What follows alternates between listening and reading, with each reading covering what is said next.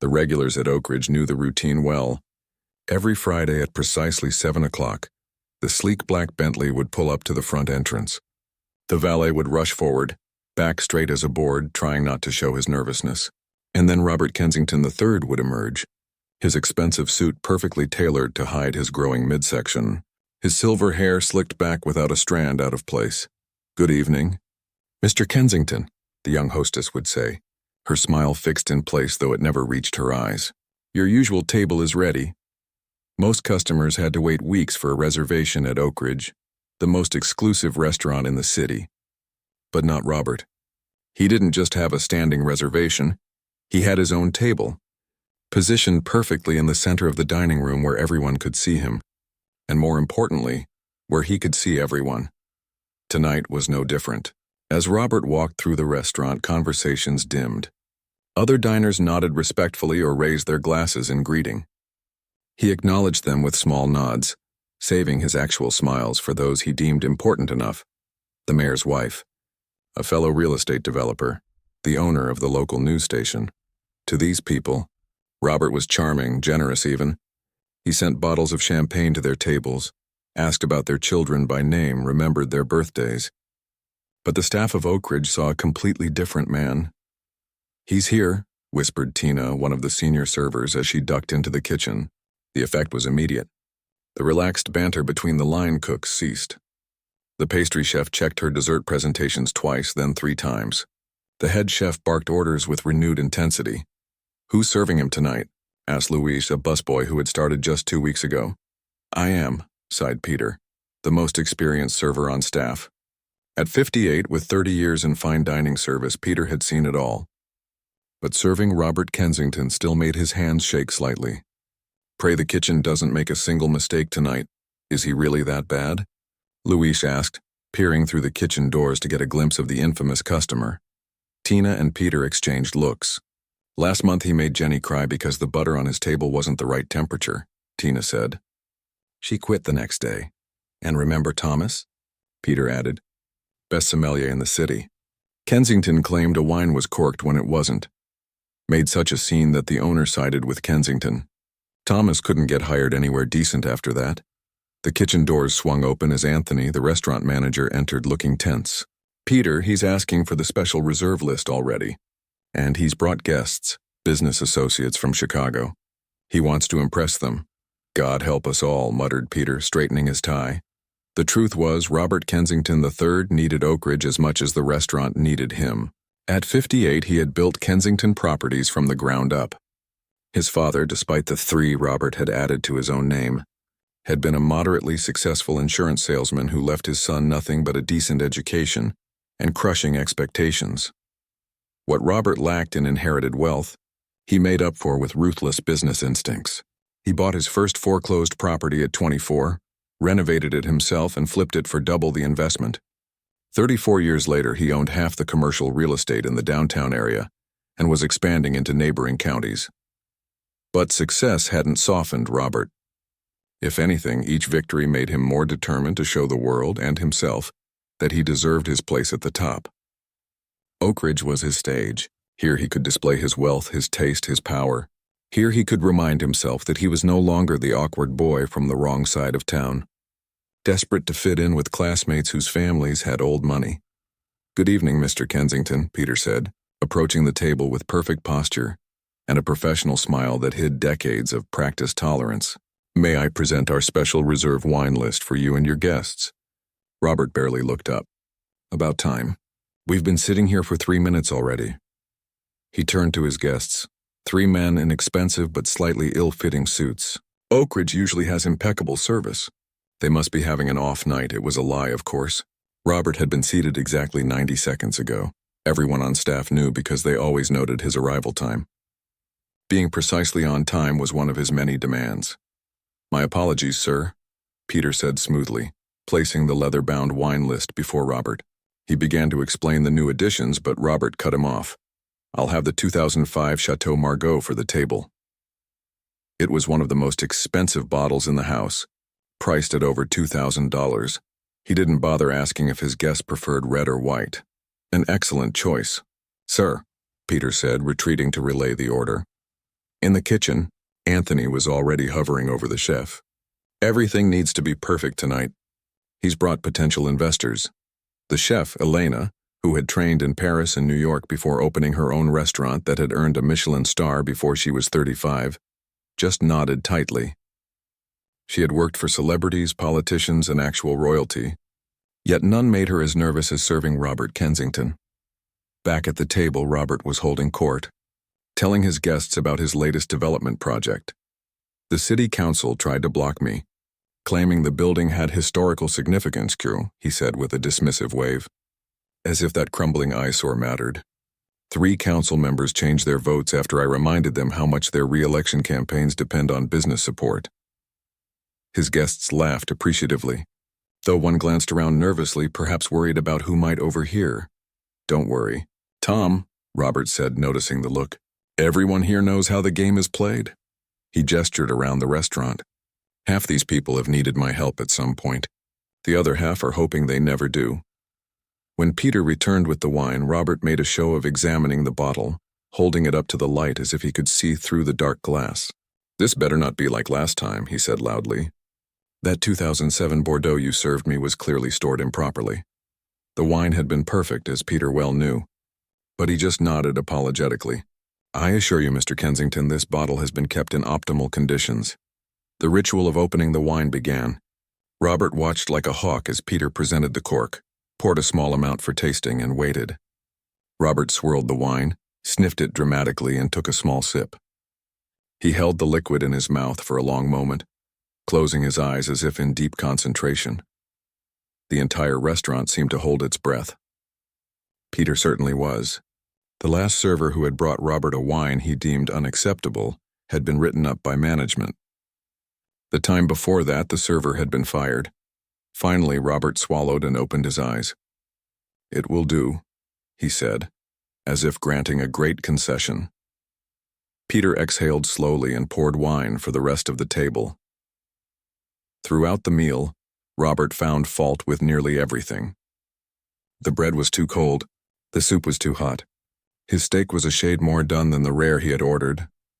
With each complaint, Peter apologized and rushed to fix the issue, while Robert's guests watched with a mixture of amusement and discomfort.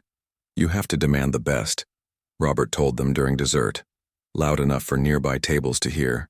"People respect strength. Show any weakness, and they'll walk all over you." By the time Robert paid the bill, leaving exactly a 15% tip, never more despite his wealth, the entire staff was exhausted from the tension. As soon as the Bentley pulled away from the curb, a collective sigh of relief swept through Oak Ridge.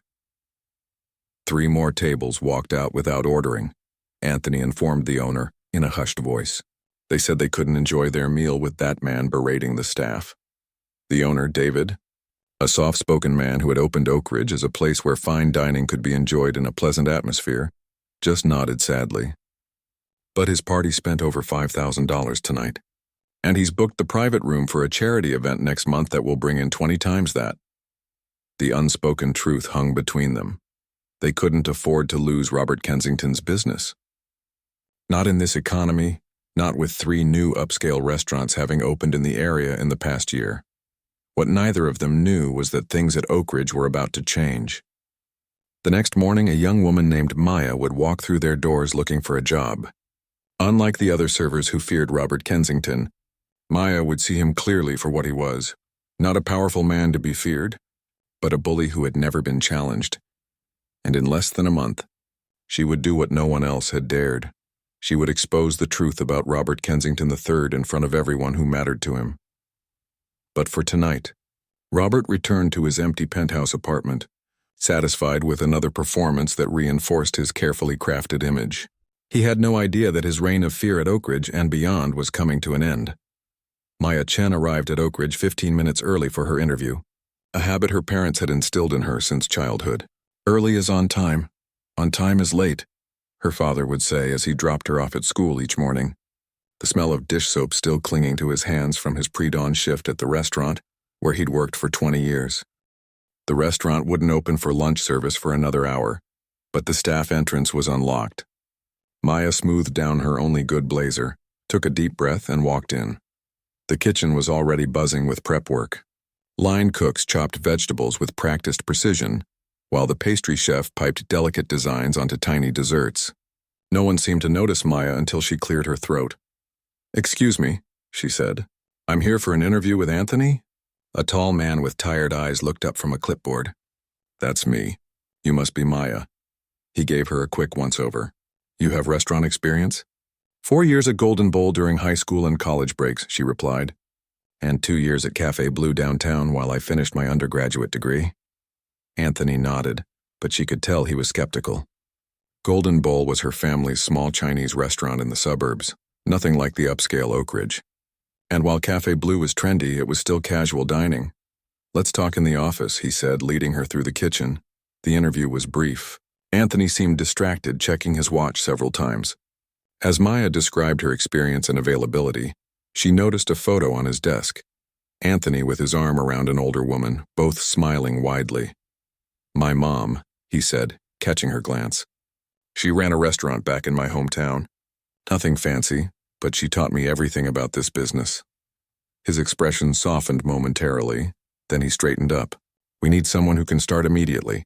Our Friday and Saturday dinner shifts are non-negotiable. The pay is competitive, but the work is demanding." "I can handle demanding," Maya said with confidence. "I'm putting myself through graduate school, so I need the income, and I learn quickly." Anthony studied her for a moment. "Fine. You can start training today. But I should warn you, our clientele expects perfection." Maya smiled. "So did my mother, and she was much scarier than any customer." Anthony didn't return the smile. "You haven't met all our customers yet." 2 hours later, Maya understood what he meant. During her training with Tina, the senior server whispered warnings about various regular customers. The food critic who sent back dishes just to see if the replacement would be better. The socialite who demanded to know the origin farm of every ingredient. The tech CEO who insisted on creating his own off-menu items. But one name made everyone tense. Robert Kensington III. He made our last new hire quit after 1 shift. Tina explained as they folded napkins into perfect triangles. The girl spilled a single drop of water, not even on him, just on the tablecloth, and he asked if her parents had raised her in a barn. "That's ridiculous," Maya said. "That was nothing. Last year he got our sommelier fired because the man dared to suggest a different wine pairing than what Kensington wanted." "Why does everyone put up with him?" Tina glanced around to make sure no one was listening. "He practically keeps this place afloat. Weekly dinners with big spenders, private events, connections with every important person in the city. The owner can't afford to lose him." Maya frowned. Throughout her life, she had encountered people who mistook wealth for worth, who believed money entitled them to mistreat others. Her parents had taught her to be respectful, but never subservient. A delicate balance in the service industry. "When does he usually come in?" Maya asked. "Friday nights at 7, like clockwork. You'll be safely working lunch shifts for now, so you won't have to deal with him." But Maya was already forming a different plan. Over the next 2 weeks, Maya proved herself a quick study. She memorized the menu, including all seasonal specials and the wine list. She learned each regular customer's preferences and quirks. She moved efficiently between tables, balancing heavy trays with ease, making the work look effortless even when she was exhausted from morning classes and evening shifts. Anthony noticed. "You're doing well," he told her after a particularly busy lunch service. "Better than I expected, to be honest." "Thank you," Maya said. "I was wondering if I could pick up a dinner shift this weekend. I could use the extra tips." Anthony hesitated. "We do have an opening on Friday night. Dinner service is different, though, more formal, higher expectations." "I can handle it," Maya assured him. Anthony still looked uncertain. "Just so you know, Robert Kensington always dines with us on Fridays. The servers usually draw straws to see who has to take his table." Maya smiled. "I'm not afraid of difficult customers." "You should be afraid of this one," Anthony muttered. But he added her to the Friday schedule anyway. When Friday arrived, Maya spent extra time preparing. She reviewed the special reserve wine list, knowing Kensington usually ordered from it. She double-checked the evening's specials and which tables were reserved. She even practiced carrying wine bottles and opening them with perfect form. The veteran staff watched her preparations with a mixture of admiration and concern. "You volunteered for this shift?" asked Peter, the server who usually handled Kensington's table. "Are you crazy or just new?" Maybe both, Maya replied with a grin. But I've dealt with difficult people before. Not like him, Peter warned. Just keep your head down. Apologize for everything, whether it's your fault or not, and maybe you'll survive the night. At exactly 7 o'clock, the now familiar scene unfolded. The black Bentley arrived. The nervous valet, the hostess with her fixed smile, and then Robert Kensington III himself, tonight in a charcoal gray suit with a blood-red tie, moving through the restaurant like he owned it. Maya watched from a distance, observing details others might miss, the way his eyes darted around, constantly checking who was watching him. The slight adjustment of his posture when he spotted someone important. The practiced nature of his scowl. This wasn't just a rude customer, she realized. This was a performance. When Anthony approached her looking pale, Maya spoke before he could. I'll take Mr. Kensington's table tonight. Anthony blinked in surprise. Are you sure? Peter deserves a break, and I need to learn how to handle all our guests. After a moment, Anthony nodded. Your funeral, he muttered. Maya took a deep breath and approached the table. Robert Kensington sat alone tonight, his silver-haired head bent over his phone. Good evening, Mr. Kensington, she said, her voice calm and steady. My name is Maya, and I'll be taking care of you tonight. He looked up, surprise flickering across his face before his expression settled into its usual haughty mask. You're new, he stated flatly. Yes, sir. It's my first dinner service, he smirked. Well, I hope you're a quick learner. I don't tolerate incompetence. I understand, Maya replied, meeting his gaze directly. May I bring you something from the bar while you look at the menu? For a brief moment, Kensington seemed taken aback by her composure. Most new servers cowered or stumbled over their words. Maya did neither. Macallan 25 neat, he ordered, then added with a challenging tone, and bring the special reserve wine list. I'll be having the dry-aged ribeye rare, so I'll need something appropriate to pair with it. Of course, Maya said, making a note even though she had already memorized his order. The 2010 Chateau Pavie would complement that beautifully. It has the structure to stand up to the dry-aging process without overwhelming the meat. Now Kensington was truly surprised. He narrowed his eyes. You know your wines? I make it my business to know what would please our guests. Maya replied simply, then turned to fetch his scotch. In the service area, Tina was waiting with wide eyes. What was that? He actually looked, I don't know, caught off guard? Maya shrugged. He's just a man who's used to people fearing him. Take that away, and what power does he really have? Throughout the meal, Maya provided flawless service. She anticipated Kensington's needs before he could make demands. She was respectful without being obsequious. When he made a cutting remark about the bread being too cold, she neither apologized profusely nor showed any reaction at all. She simply replaced it with a warmer basket. By the time dessert arrived, Kensington had made several attempts to fluster her, all unsuccessful. She noticed him watching her with an odd expression, not anger but curiosity, as if she were a puzzle he couldn't solve. As she brought the check, he finally spoke directly to her again. You're different from the usual help they hire here. In what way, sir? Maya asked politely. You have dignity, he said, as if the word felt foreign on his tongue. It's unusual in your position. Maya smiled slightly. My parents taught me that every honest job deserves to be done with pride, regardless of what others might think of it. Kensington considered this, then signed the credit card slip. To everyone's shock, he left a 20% tip, a first for him. As he stood to leave, he addressed Maya again. I'll be hosting a charity event here next month. Tell Anthony I want you assigned to my table. After he left, the staff gathered around Maya in disbelief. How did you do that? Peter asked. I've been serving that man for years, and he's never once requested me specifically. Maya shrugged. I just didn't give him what he wanted. Which was what? Anthony asked, joining the conversation. Fear, Maya said simply. Men like that feed on fear. They mistake it for respect. What Maya didn't share was what she had observed throughout the evening. The glimpses of insecurity behind Kensington's carefully constructed facade. The way his eyes lingered on other diners' family gatherings. How his hand sometimes trembled slightly when he reached for his water glass.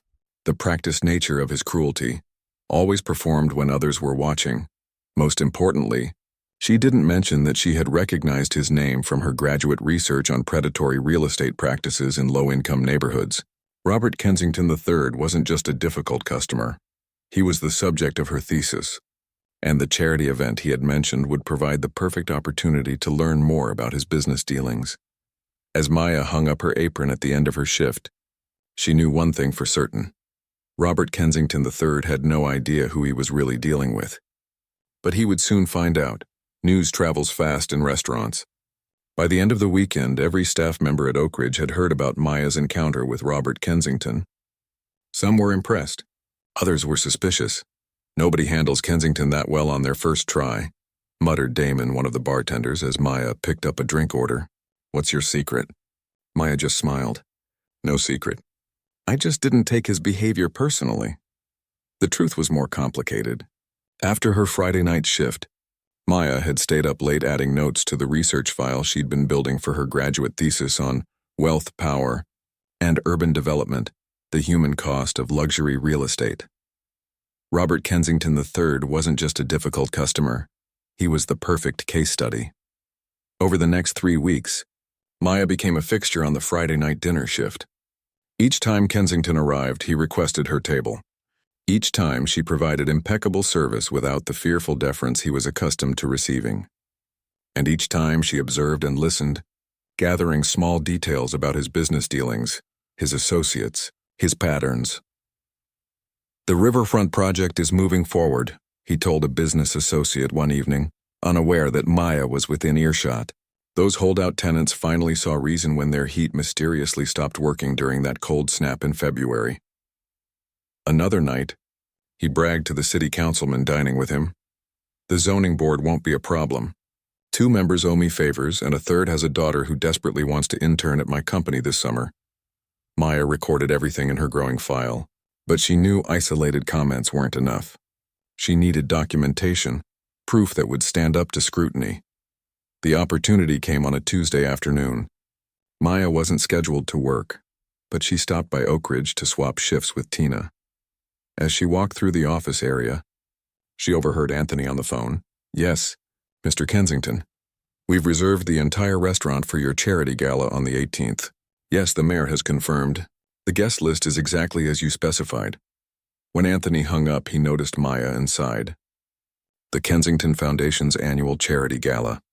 Biggest event of the year for us." "Sounds impressive," Maya said casually. "What charity does his foundation support?" Anthony snorted. "Technically, it's for affordable housing initiatives. Though I've always found that ironic, considering his real estate company is known for buying affordable buildings and converting them into luxury condos." Maya's interest sharpened. "Really? Just between us, these galas are more about networking than charity. All the city's power players will be there. Politicians, developers, bankers. Last year they raised $500,000 with much fanfare. But I heard only about 50,000 actually made it to any housing programs." This was exactly the kind of information Maya needed. "Will you need extra servers that night?" "I could use the hours." Anthony looked relieved. "Definitely. And since Kensington specifically asked for you to be assigned to his table, I was going to beg you to take that shift anyway." That evening, instead of heading home after her classes, Maya drove to the city library. In the public records section, she requested documents related to the Kensington Foundation, Kensington Properties, and their various development projects. The librarian raised an eyebrow at the large stack of materials but helped Maya navigate the filing system. "Doing research for school?" the older woman asked. "Something like that," Maya replied, spreading out the documents on a large table. Hour after hour, she pieced together the story the records told. Building permits that were approved suspiciously quickly. Tenant complaints that mysteriously disappeared. Tax breaks granted for community improvements that never materialized. Properties that changed hands multiple times between shell companies, each time increasing in value without any actual improvements being made. Around midnight, the librarian gently reminded Maya they were closing. Maya thanked her, returned the documents, and left with pages of notes and several document request forms to be processed. The next day after class, she visited the county assessor's office and requested property tax records for buildings owned by Kensington's companies. The day after that, she spoke with a journalist friend from her undergraduate days who now worked at the city paper. "I can't give you internal documents," her friend warned. But I can tell you our paper investigated Kensington last year. The story was killed right before publication. Killed by whom?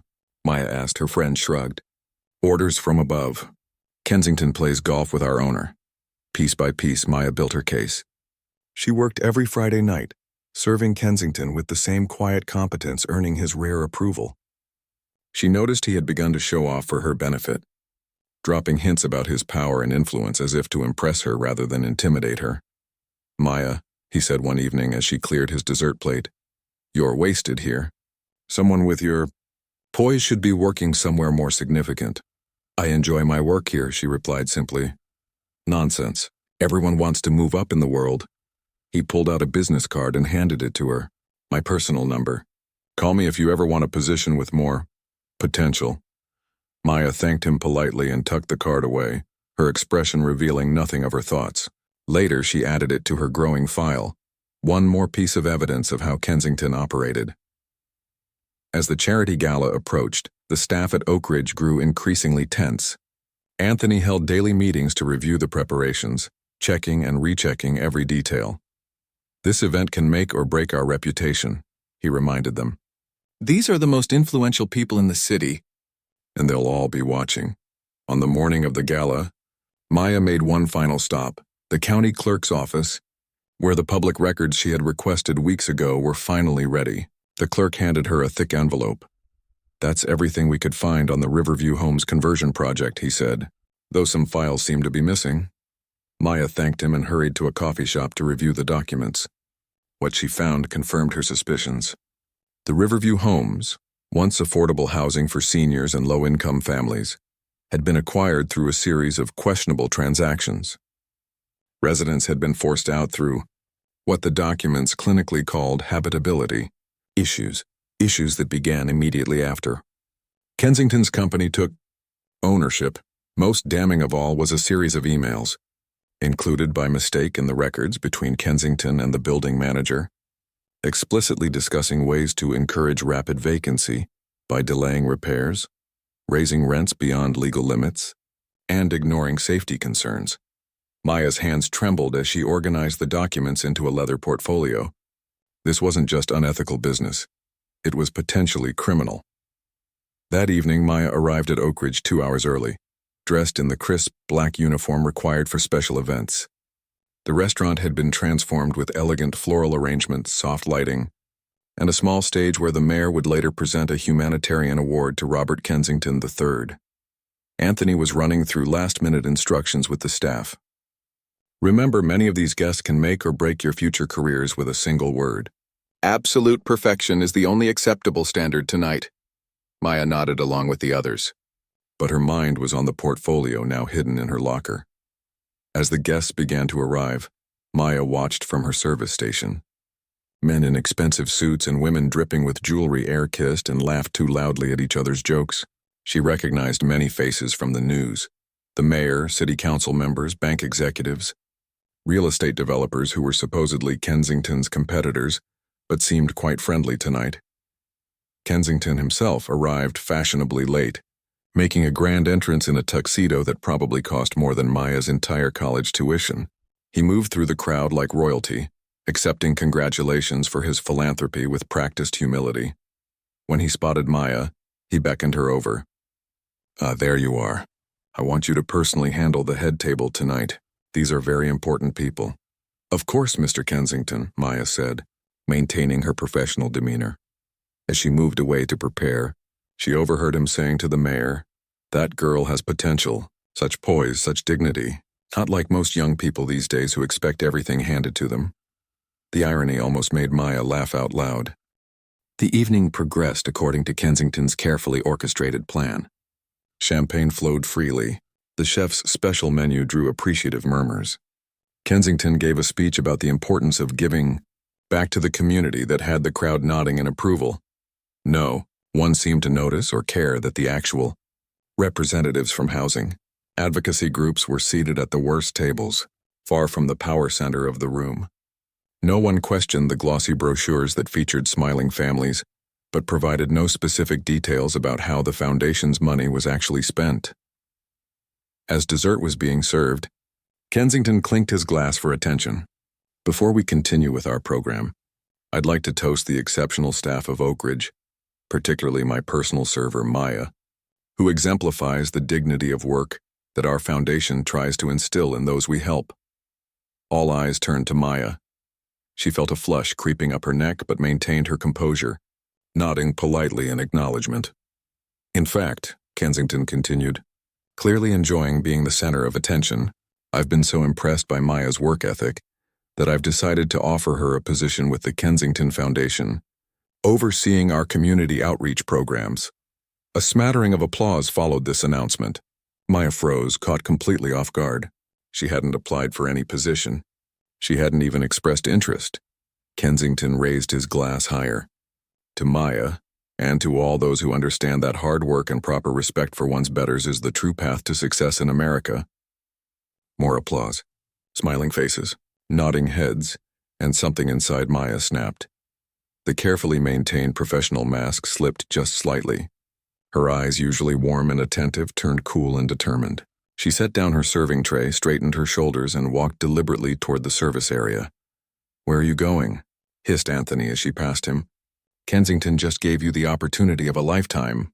"I know," Maya said quietly. "And now I'm going to return the favor." She pushed through the swinging door to the back area, went straight to her locker, and removed the leather portfolio. For a moment she hesitated, thinking of all the potential consequences of what she was about to do. Then she remembered the documents she'd read that morning. The elderly tenants forced out of their homes in the middle of winter. The families with nowhere to go. The lives disrupted so that Robert Kensington III could add another zero to his bank account. Maya tucked the portfolio under her arm and pushed back through the door into the dining room, where Kensington was still basking in the admiration of his guests, unaware that his carefully constructed world was about to change forever. The dining room of Oak Ridge hummed with the particular energy of wealth and power, the gentle clink of crystal glasses, the murmur of confident voices, the subtle rustle of expensive fabrics as guests shifted in their seats. At the center of it all stood Robert Kensington III, his silver hair gleaming under the chandeliers, his tuxedo perfectly tailored to his frame, his smile calculated to display just the right amount of humble pride as he accepted congratulations for his humanitarian efforts. Maya moved through the crowd with practiced ease, the leather portfolio tucked firmly under her arm. She felt strangely calm now that she had made her decision. 4 years of studying ethics and social justice, 2 months of careful research, and 3 weeks of serving Robert Kensington had led to this moment. As she approached the head table, she caught fragments of conversation from the city's elite. "Tax benefits alone make these charity things worthwhile. Told my wife to bid high on that auction item. Visibility is everything. Kensington always puts on a good show. Knows how to work a room." Maya paused beside the table where Kensington now sat, surrounded by the mayor, 2 city council members, the president of First National Bank, and the editor-in-chief of the city newspaper. He was in the middle of a story, gesturing expansively, and then I told the zoning board, "Either approve this project or watch your neighborhood decay for another decade." He laughed and the others joined in dutifully. He noticed Maya standing there and smiled broadly. "Ah, Maya. Everyone, this is the young lady I was telling you about. An exceptional server and soon to be my new community outreach coordinator." Maya smiled politely. "Mr. Kensington, you requested the 2015 Chateau Margaux?" "Yes, excellent. You see?" He turned to his guests. "Always anticipating needs. That's rare these days." Maya set down her serving tray and reached for the bottle of wine she had placed there. With deliberate movements, she began the ritual of opening it, just as she had done dozens of times before. But tonight was different. "Mr. Kensington," she said, her voice clear and level, "before I serve this wine, I wanted to thank you for your generous job offer." He waved a hand dismissively. "No need for thanks. I recognize talent when I see it." "It's an interesting coincidence," Maya continued, carefully removing the foil from the bottle, "because I've actually been studying your work quite closely these past few months." Something in her tone made Kensington pause. A flicker of uncertainty crossed his face. "Oh?" Maya nodded, inserting the corkscrew with precision. "Yes, for my graduate thesis in urban development ethics. I've been researching the impact of luxury development on vulnerable communities." She twisted the cork out with a soft pop. Your projects provided fascinating case studies. The table had gone quiet. The mayor shifted uncomfortably in his seat. I'm sure my companies would be happy to provide official information for your academic pursuits, Kensington said, his voice cooler now. But perhaps we can discuss this another time. Maya began to pour the wine into his glass. Actually, I've already gathered quite a lot of information. Public records are remarkably revealing when you know where to look. Kensington's smile had become fixed. The others at the table were exchanging glances. What is this about? He asked quietly, all pretense of geniality gone. Maya finished pouring the wine and set the bottle down. Then she placed the leather portfolio on the table beside his glass. This is about the Riverview homes, Mr. Kensington, and the Pine Street apartments, and the Westside Senior Living Center. This is about all the affordable housing properties your companies have acquired and converted to luxury developments in the past 5 years. The color drained from Kensington's face. You're making a scene, he hissed. This is not the place for what? The truth? Maya opened the portfolio. I think this is exactly the right place at your charity gala for affordable housing, surrounded by the very people who enabled your methods. By now, nearby tables had noticed something unusual happening. Conversations quieted as attention shifted toward the head table. Maya pulled out the first document. This is a copy of an email you sent to the property manager at Riverview Homes, instructing him to turn off heat to certain units during the coldest week of February, specifically targeting units occupied by elderly residents who were refusing buyouts. The mayor choked on his wine. The bank president suddenly became very interested in his bread roll. That's taken out of context, Kensington spluttered. And how did you even get that? Those are private communications. They were included in the public records I requested from the county clerk's office, Maya replied calmly. Apparently someone filed them as part of a complaint that mysteriously disappeared from the system a week later. She pulled out another document. This is a report from the city inspector, noting multiple code violations at the Pine Street apartments after your company took ownership. And this, she laid down another paper, is a memo from your office, instructing your team to ignore those violations as a negotiating tactic with the remaining tenants. The newspaper editor was now openly taking notes. One of the city council members had gone pale. This is slander, Kensington said, his voice rising. Anthony, get this girl out of here immediately. Anthony had appeared at the edge of the commotion, his face a mask of horror. But he didn't move forward. Maya continued, her voice steady. And here we have the most interesting document of all, the financial records of the Kensington Foundation for the past 3 years. Only 8% of donations actually funded housing initiatives. The rest went to administrative costs, consulting fees to your other companies, and what's listed as community education, which appears to be primarily galas like this one. The room had fallen completely silent. Every eye was on Maya and Kensington. You think you're clever, don't you? Kensington hissed, his face now flushed with rage.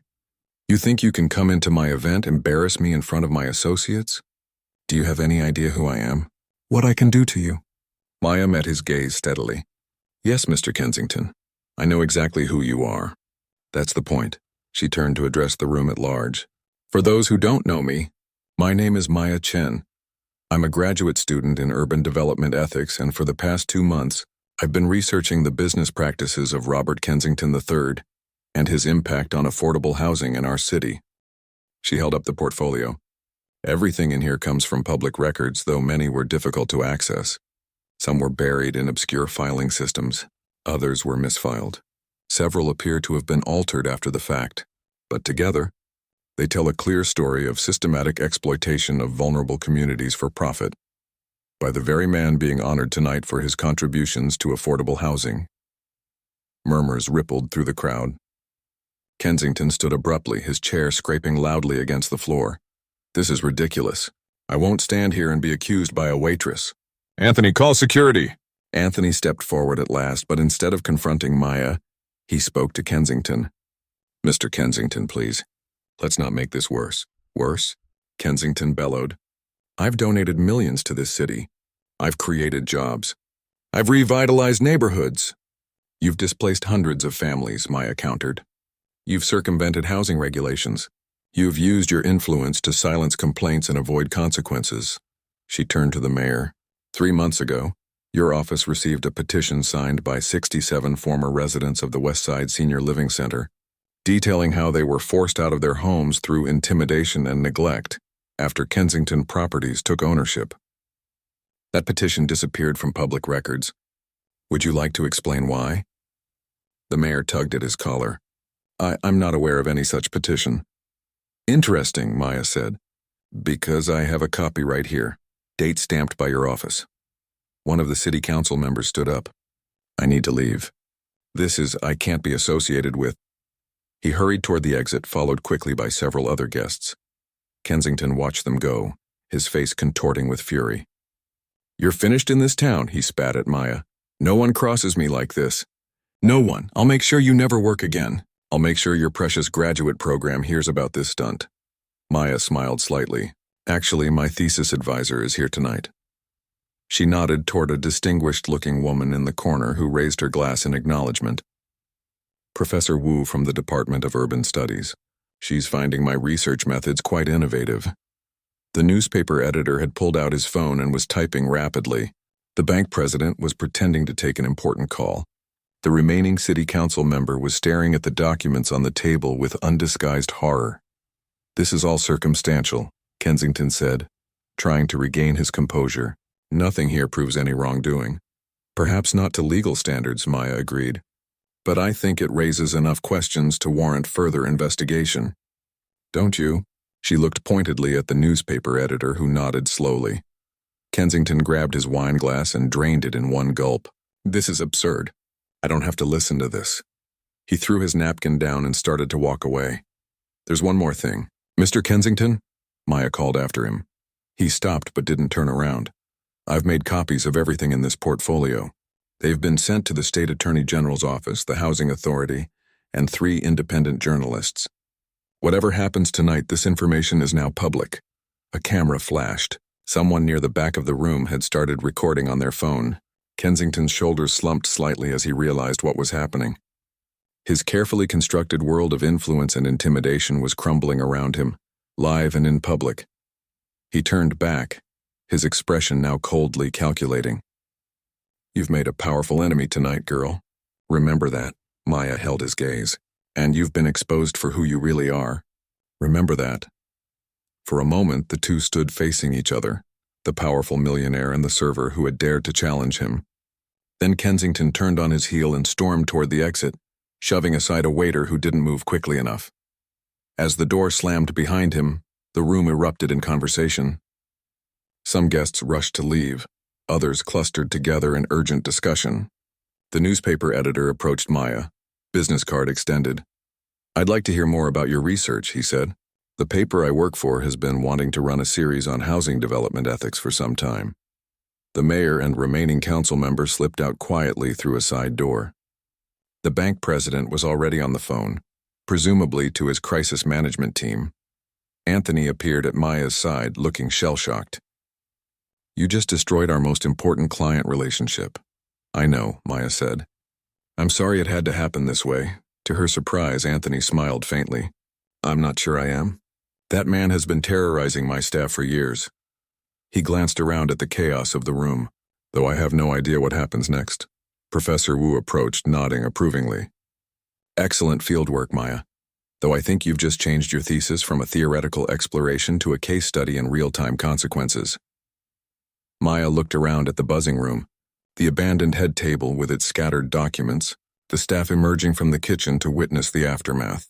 For the first time, she felt the weight of what she had done. She had prepared for this moment for weeks, but now that it had arrived, she realized that exposing Robert Kensington III was only the beginning. What would happen to the ongoing development projects? To the people who worked for him? To the city officials implicated in his schemes? To Oak Ridge Restaurant and its staff? She had pulled on a thread, and an entire system was now unraveling before her eyes. She wasn't naive enough to think one night would change everything. But it was a start. A crack in the facade of power that had seemed impenetrable just hours before. What happens next? Maya said quietly. Is that we keep telling the truth. 3 weeks after the charity gala, Maya sat at a corner table in Oak Ridge, nursing a cup of coffee as she reviewed her thesis notes. The restaurant was quiet this afternoon, just a few tables occupied by late lunch patrons. Sunlight streamed through the windows, catching dust motes and golden beams, a stark contrast to the dramatic scene that had unfolded here that night. "Mind if I join you?" Anthony asked, setting down his own coffee cup. Maya smiled and gestured to the empty chair across from her. "Please do." Anthony sank into the seat with a tired sigh. Dark circles shadowed his eyes, evidence of the long hours he'd been working since the gala. "The new owners want to meet with you," he said without preamble. "Me? Why?" "They're impressed by your, what did they call it? Ethical backbone." He gave a short laugh. "Apparently exposing corrupt millionaires is good for business these days." It had been a whirlwind 3 weeks. The morning after Maya's confrontation with Robert Kensington III, the story had broken in the city newspaper with the headline, "Charity Gala Turns to Chaos, Server Exposes Millionaire's Housing Schemes." By noon, it had been picked up by national outlets. By evening, the mayor had announced a special investigation into the city's housing development practices. Kensington had disappeared from public view, reportedly holed up in his penthouse while his lawyers issued vague statements about mischaracterizations and complex business matters taken out of context. But the damage was done. His reputation, built on fear and careful image management, had crumbled overnight. "What did the new owners want?" Maya asked, closing her notebook. "To thank you, mostly. Apparently they've been trying to get into this market for years, but Kensington blocked them at every turn. When his empire started crumbling, they swooped in and bought Oak Ridge along with 3 other properties he was forced to liquidate." "And they're keeping you on as manager?" Anthony nodded. "With a raise and more authority. Turns out running a restaurant under the thumb of a tyrant for 5 years looks good on a resume. Shows resilience." He smiled, looking more relaxed than Maya had ever seen him. "They're keeping all the staff too, with improved benefits." Maya felt a weight lift from her shoulders. She had worried about the collateral damage of her actions, the innocent people whose livelihoods depended on Kensington's businesses, however corrupt they might be. "What about you?" Anthony asked. "Half the restaurants in town have been calling, trying to hire the famous server who stood up to Robert Kensington." Maya laughed. "Famous is a stretch, and I'm still planning to finish my degree." "Speaking of which," Anthony nodded toward the entrance where a delivery man had just walked in carrying a large envelope. "Delivery for Maya Chen?" the man called out. Maya raised her hand and he brought the envelope over.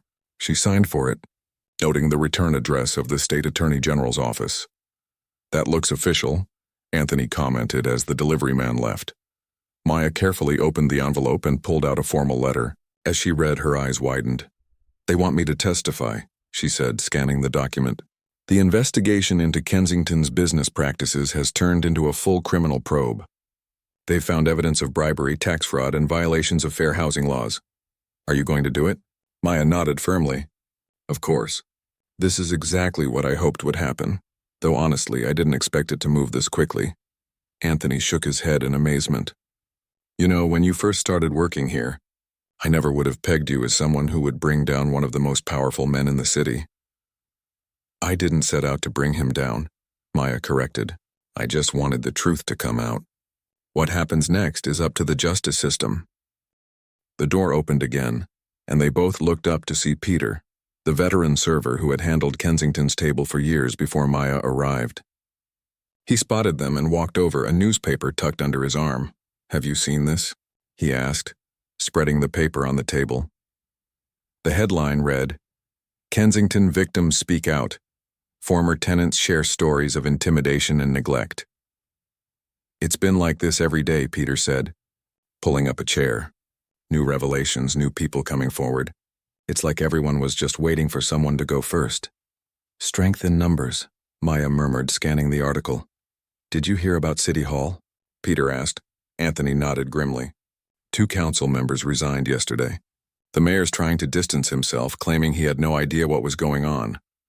"And the housing commissioner is under investigation," Peter added.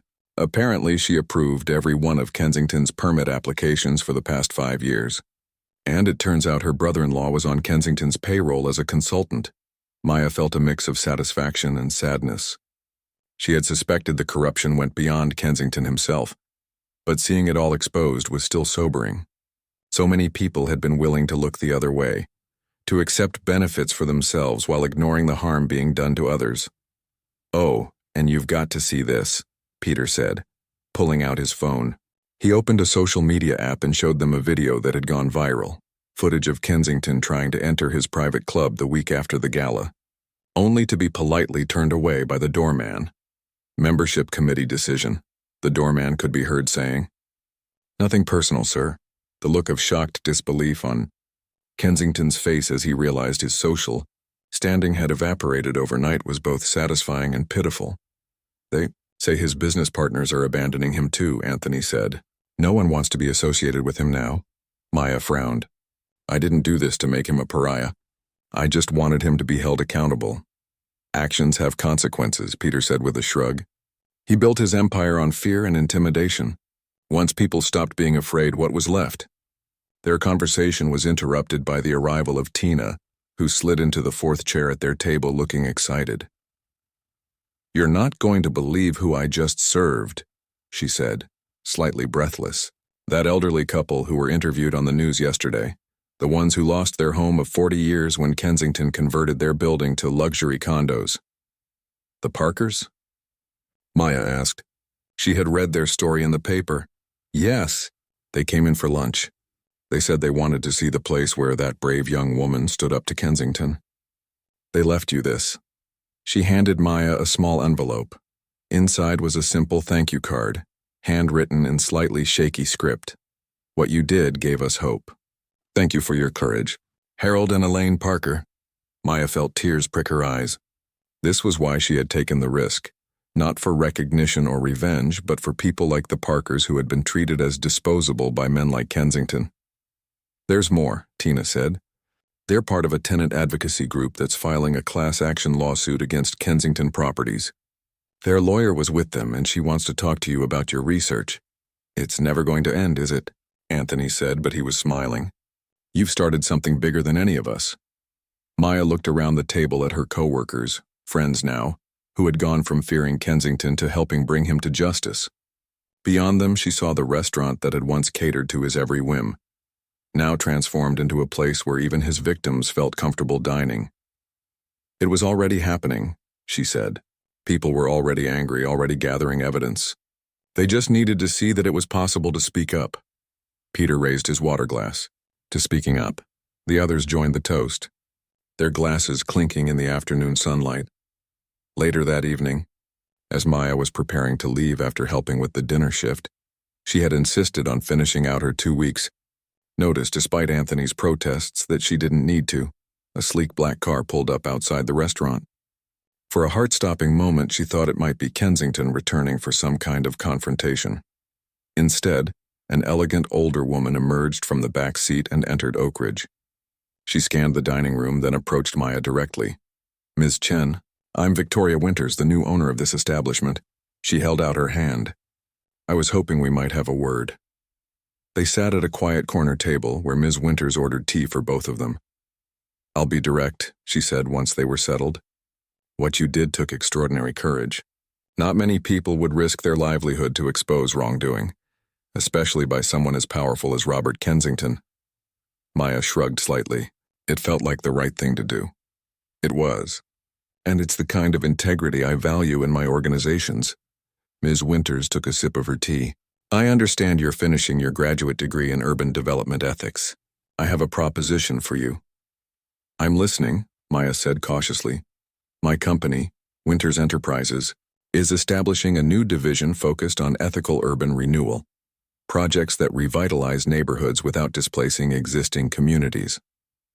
We need someone with both academic knowledge and, shall we say, practical experience in identifying unethical practices." Maya raised her eyebrows. "Are you offering me a job?" "An internship to start, with flexibility around your studies, with the potential for a full position once you graduate." Ms. Winters smiled. "Consider it an investment in the future. People like Kensington have dominated development in this city for too long. It's time for a new approach. Why me? There are people with more experience, more connections, but none with your courage and clarity of purpose." Ms. Winters leaned forward slightly. "When you stood up in this restaurant 3 weeks ago, You didn't just expose one man's corruption. You showed that the entire system can be challenged. That's the kind of thinking we need. Maya considered the offer. It aligned perfectly with her career goals, her values, everything she had been working toward, but something still bothered her. How do I know your company is different? That you won't become just another Kensington once you have enough power? Instead of being offended, Ms. Winters smiled more broadly. That's exactly the question you should be asking. And the answer is you don't know. You'll have to judge us by our actions, hold us accountable, and walk away if we fail to live up to our promises. She handed Maya a business card, just as you did here. As Maya left the restaurant that night, she paused on the sidewalk looking back at Oak Ridge. 3 months ago, it had been a place where Robert Kensington III held court, where staff trembled at his approach, where money and power dictated every interaction. Now it was just a restaurant, a good one, with good people working hard to create excellent dining experiences. No fear, no special treatment, no tyrants. Across the street, she noticed a familiar black Bentley parked in the shadows. The window rolled down slightly, and she caught a glimpse of silver hair, a face once feared throughout the city, now watching from a distance, unable to enter the spaces he once dominated. For a moment, their eyes met. Maya didn't smile, didn't glare, didn't acknowledge him beyond that brief glance. Then she turned and walked away, her steps light. Her future unfolding before her. A future she had helped shape by having the courage to speak truth to power. Behind her, the Bentley pulled away from the curb and disappeared into the night. Just another car in the city traffic, its driver no longer the man everyone feared.